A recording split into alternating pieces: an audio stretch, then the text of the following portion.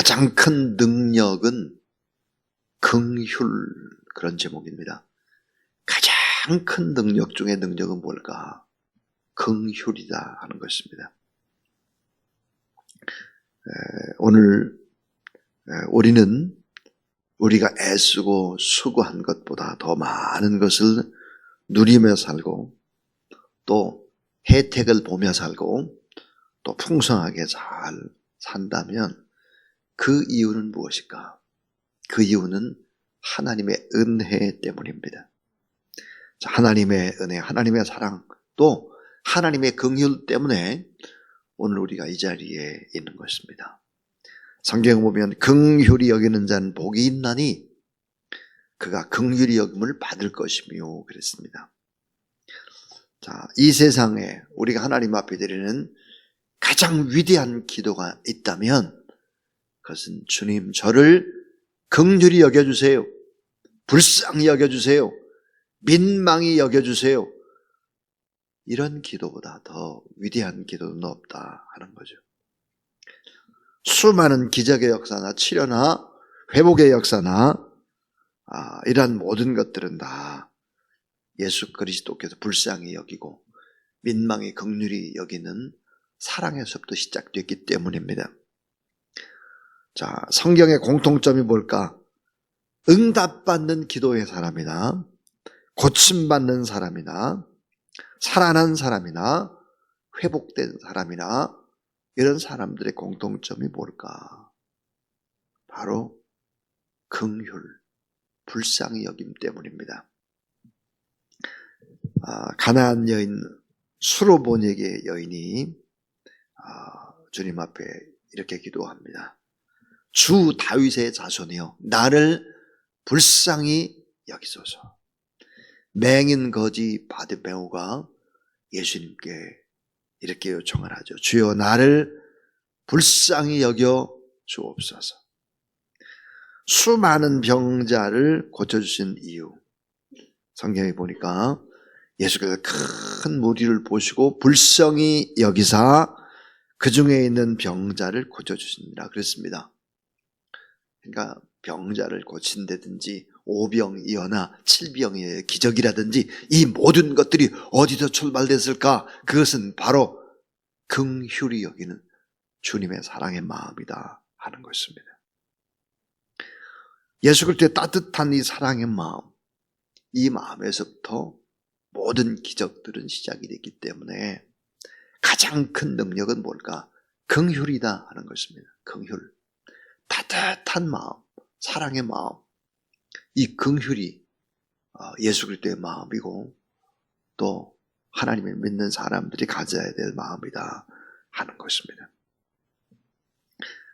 사실 곰곰이 생각해 보면 이 세상에서 안 불쌍한 사람은 아무도 없습니다.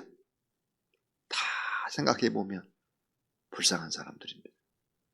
긍휼히 여김을 받아야 될 사람들이죠. 나도 알고 보면 참으로 불쌍한 사람이죠. 주님의 기적이 필요한 사람이기 때문에 그렇습니다.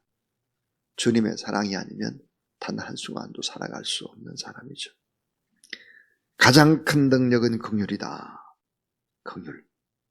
왜 오늘날 기독교가 세상에 빛이 되지 못하고 소금이 되지 못할까?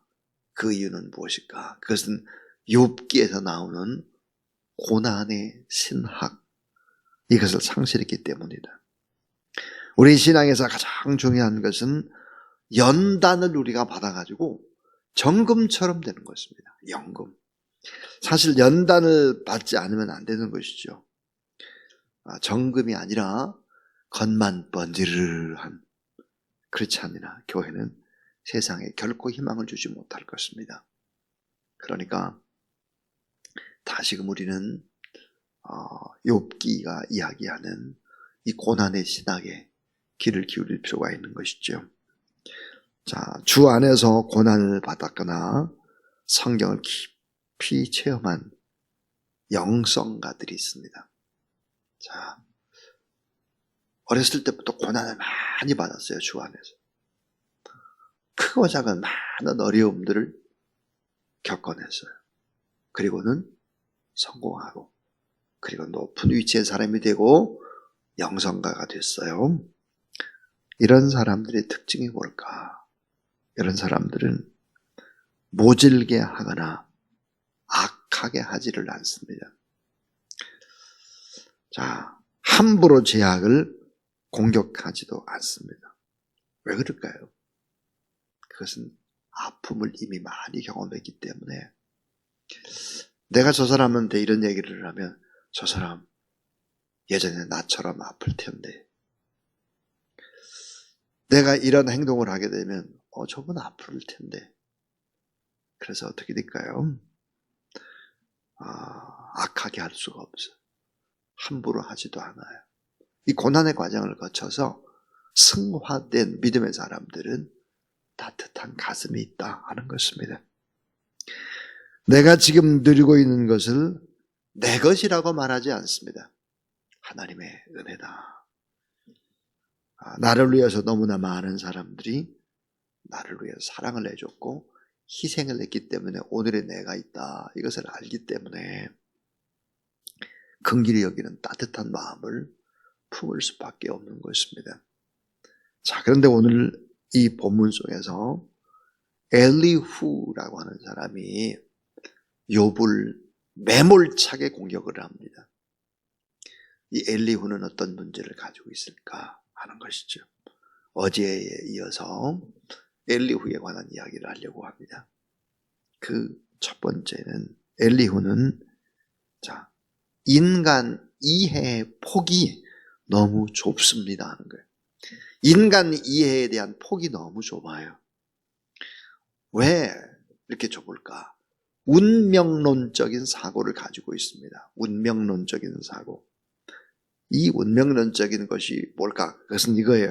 하나님께서 모든 것의 주인이기 때문에 인간은 하나님 앞에서 아무것도 아니기 때문에 결국은 하나님이 주시는 대로 받을 수밖에 없고 또 복을 주시든 환난을 주시든 피조물인 주제가 욥이 하나님 앞에서 대들고 하나님 앞에서 왜 하나님 이러세요? 이렇게 하는 것은 잘못됐다고 지적을 하고 있습니다.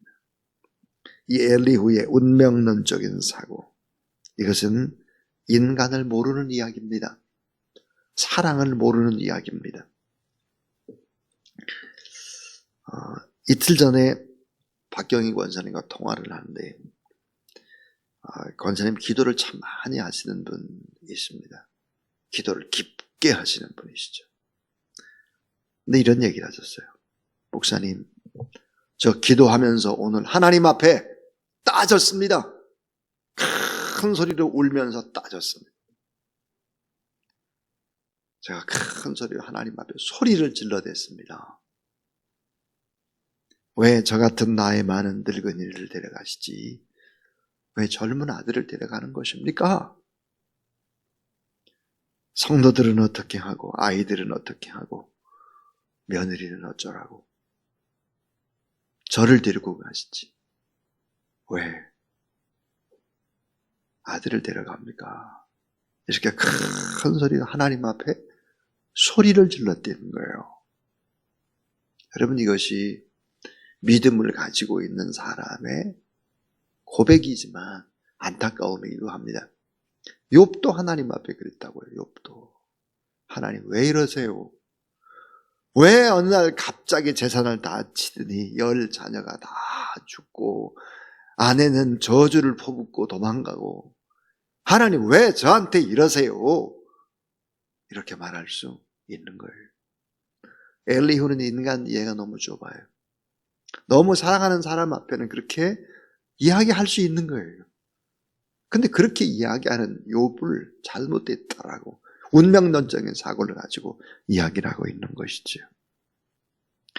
엘리후의 생각이라면 이런 거예요. 하나님이 일하시는데 왜 인정 못하고 불평하냐 이거예요. 엘리후는 누굴까요? 지식인입니다.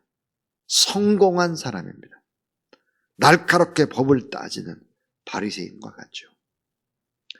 욥을 이해하지 못했습니다.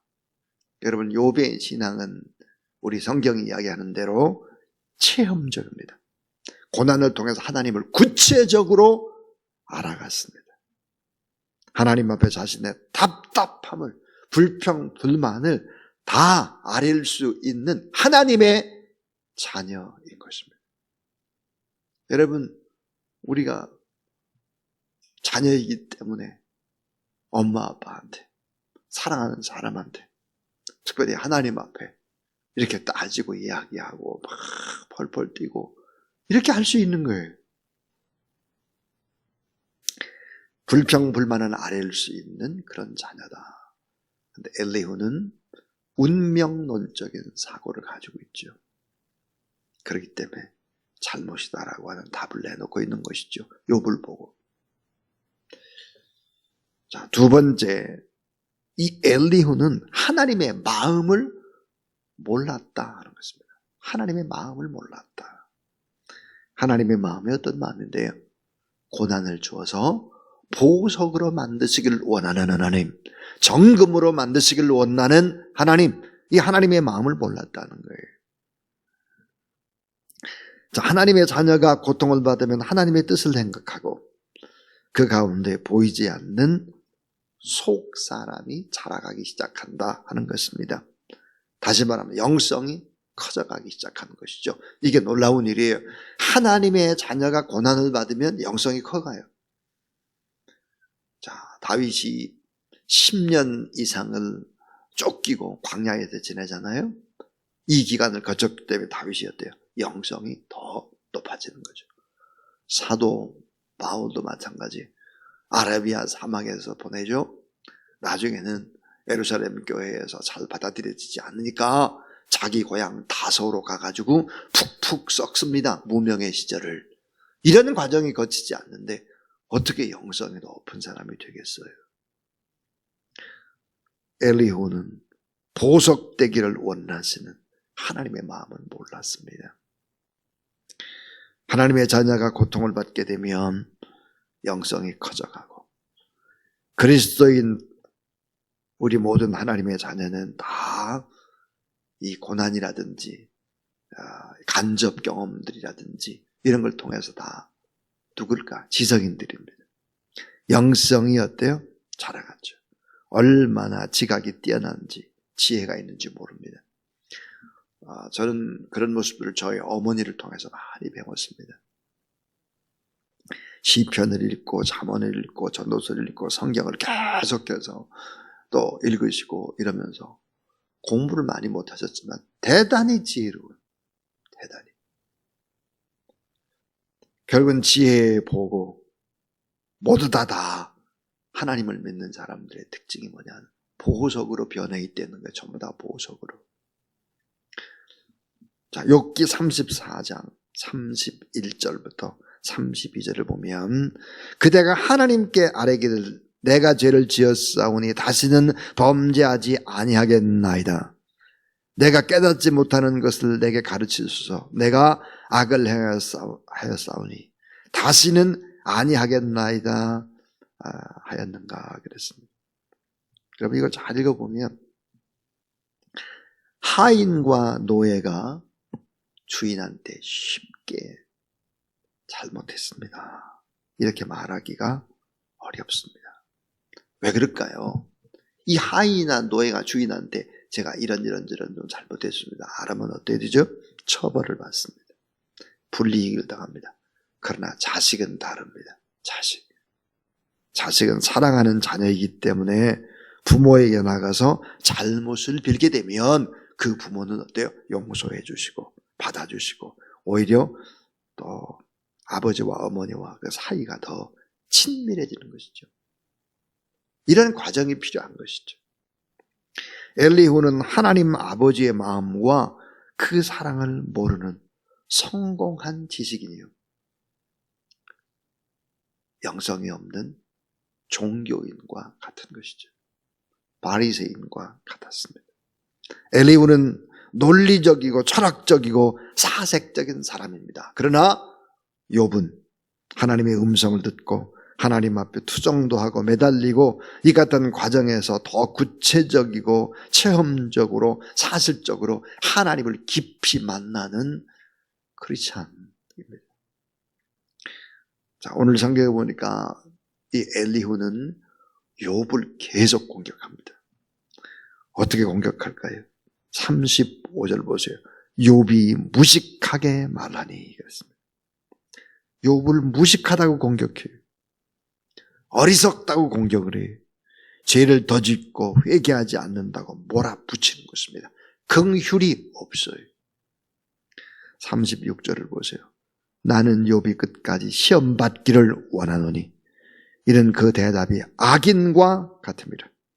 37절. 그가 그의 죄에 반역을 더하며 우리와 어울려 손뼉을 치며 하나님을 거역하는 말을 많이 하는구나 그랬습니다. 엘리후, 그는 따뜻한 긍휼이 없었고, 엘리후, 그는 정금 보석되기를 원해서 잠시 잠깐 고난을 허락하시는 하나님 아버지의 마음을 몰랐다 하는 것입니다. 자, 마지막 세 번째 이야기입니다. 마지막 세 번째는 뭘까? 제일 중요한 얘기. 하나님의 침묵은 세상의 심판을 유보시키는 하나님의 긍휼 때문이다 하는 것입니다. 하나님의 침묵. 엘리후가 얘기합니다. 하나님이 침묵하시잖아. 하나님이 일하시지 않잖아. 하나님이 너에게 고난을 줬잖아. 내 믿음이 잘못된 거잖아. 이렇게 몰아붙였습니다. 근데 성경은 뭘 얘기하고 있는가? 하나님의 침묵은 세상의 심판을, 우리의 심판을 유보시키는 하나님의 또 다른 긍휼, 또 다른 사랑 때문이다 하는 것을 얘기하죠. 29절을 보면 주께서 침묵하신다고 누가 그를 정죄하며 그가 얼굴을 가리신다면 누가 그를 배울 수 있으랴. 그는 민족에게나 인류에게나 동일하시니 그랬습니다. 자, 여러분, 죄인을 바라보고 오래 참고 계시는 하나님, 거룩하게 변화되기를 기대하기 때문에 오래오래 그를 용서하고 돌아오기를 기다리시는 아버지 하나님 마음, 정금되기를 참고 기다리시는 아버지의 마음, 이 아버지의 마음을 우리는 알아야 하는 것이죠. 하나님의 침묵은 심판을 유보시키는 것입니다. 여러분, 무두셀라라는 사람이 있습니다. 무두셀라. 이 무두셀라 얼마를 살았을까? 969살을 살았습니다. 왜 무두셀라가 969살을 살아야 했을까? 그 이유는 무엇일까 하는 거예요. 이 무두셀라의 이름에 그 놀라운 비밀이 담겨져 있습니다. 무두셀라라는 이름의 뜻이 뭘까? 그가 죽으면 심판이 온다입니다. 자, 그가 죽으면 심판이 와요. 무두셀라가 어때요? 969살을 살아야 되는 이유, 그 이유가 뭐예요? 빨리 죽으면 세상에 심판이 와요. 그러니까 하나님이 어때요? 틀림없이 저 인간의 모습을 보고 저런 나쁜 일을 하는 것을 보면 심판을 금방 내려야 되겠는데 그 심판을 계속해서 유보시키고 뒤로 미루는 거예요. 언제까지? 969살까지.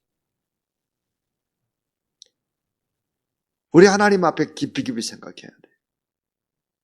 내가 하나님 앞에서 잘못하고 실수하고 넘어지고 범죄하는데도 하나님이 어때요? 참고 계세요. 유보시켜 주고 계신다고요. 그냥 덮고 계세요. 변화되길 바라는 마음 때문이죠.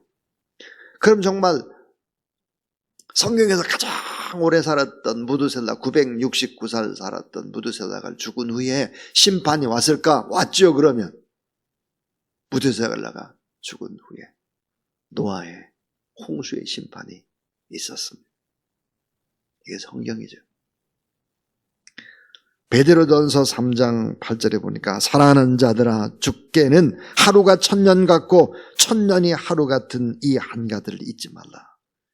주의 약속은 어떤 이의 더디다고 생각하는 것 같이 더딘 것이 아니라 따라하세요. 오직 너희를 위하여 오래 참으사. 네. 오직 너희를 위해서 오래 참으사. 아무도 멸망하지 않고 다 회개하기에 이르기를 원하시느니라 그랬습니다. 오직 너희를 대하여 오래 참고 계신다. 오래 참고 내 모습을 보고도 하나님이 어때요? 오래 참아주시는 거예요. 심판을 유보시키고 기다려주는 것이죠. 얼마 전에도 얘기했지만 이 오래 참으사라고 하는 이 영어에 보니까 오래 영어로 long이에요. long은 길다 그 말이지. 참는다는 말이 NIV 성경에 보니까 suffering 그랬어요. S-U-F-F-E-R-I-N-G suffering. suffering이 뭡니까? 고통이에요. 고통. 이 땅을 바라보는 하나님의 마음은 긴 고통, 긴 long suffering. 그러면서 참고 견디고 심판을 자꾸만 뒤로 밀어주시는 거예요. 유보시키는 거예요. 그러니까 하나님의 침묵이라고 하는 것은 또 다른 하나님의 긍휼 때문입니다. 하나님의 긍휼. 이 하나님의 긍휼이 가장 위대한 능력이다. 가장 큰 능력은 뭘까? 긍휼입니다. 가장 위대한 기도가 뭘까요? 하나님 저를 긍휼히 여겨주세요. 불쌍히 여겨주세요. 민망히 여겨주세요. 저를 살려주세요. 이 민족을 살려주시고 교회를 살려주시고 저 아픈 사람을 긍휼히 불쌍히 여겨주시고 살려주시고 다시 한번 기회를 주시고, 이런 기도가 가장 위대한 기도예요. 하나님 앞에서 엘리후처럼 큰 소리 빵빵 치고 자기가 뭐 교회 앞에 뭘 한 것처럼 이런 어리석은 행동을 해서는 안 되는 것입니다. 내가 한 것보다 더 많은 것을 누리고 받고 살아가고, 내가 이렇게 행복하게 살아도 되나? 늘 은혜 안에서 죄송한 마음을 가지고 감사한 마음을 가지고 그렇게 인생을 살아가는 저와 여러분 모두 다 될 수 있기를 주님의 이름으로 축원합니다. 450장 우리 찬송 하나님 앞에 드리겠습니다. 450장입니다.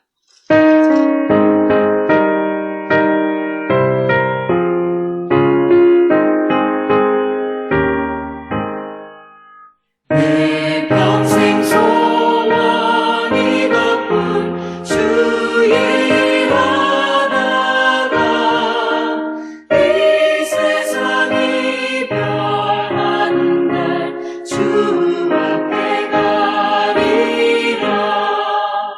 온갖 지옥된 세상을 취할 건 무엇냐. 이 수고함 망하여도 헛된 것뿐일세. 불같은 시험 많으나 겁내지 맙시다.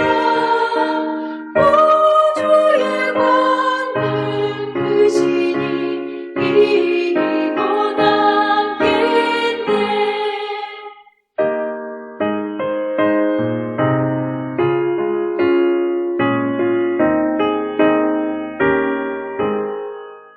금보다 귀한 믿음은 참복에 되도다. 이 진리 믿는 사람들 다 복을 받겠네. 쌀같이 빠른 관음을 주 위에 아끼세. 온 몸과 마음을 바치고 힘써서 일하세.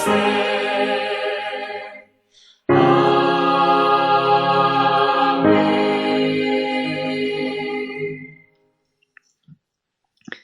이제는 우리를 긍휼히 여기시며 민망히 여기시며 오래오래 참고 기다리시는 우리 구주 예수 그리스도의 무한하신 은혜와 우리 하나님 아버지 놀라운 사랑과 성령의 능력과 권능의 거룩한 기름 부으심이